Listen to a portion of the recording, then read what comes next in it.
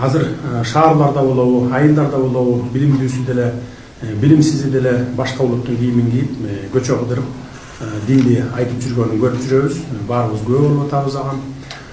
Коомчулук арасында жат маданияттын, чала сабаттуулуктун кесепетинен бүгүнкү күнү ислам дини элдин көзүнө жаман көрүнүп, эл башка баалуулуктарга, башка жаңы диндерге ыктап кетүүдө.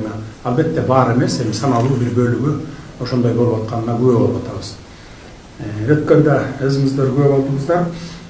Арыстан Алай каза болгондо бир молданы баягы кыргызча айтканда табалап, каапыр өлдү дегендей сыяктуу бир сөздөрдү айтты.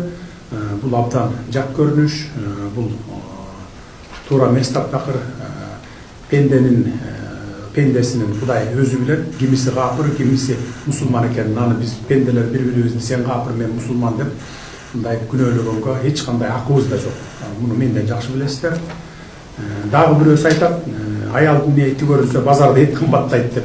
Ушундай дагы бир молдолор болду. Дагы бирөөсү бир туугандын балдары бири-бирине үйлөнө берсе болот деген дагы сөздү айтты. Бул абдан чала сабаттык деп эсептейм мен. Ислам мындай нерселерге чакырбайт, мындай болбойт. Ошондуктан муну карап өзүңүз бир чара көрүүчү адамдарга барып, тарбияга салыппы же болбосо сабаттуулугун жогорулатып ушундай иштерди алып барсаңыздар жакшы болот эле.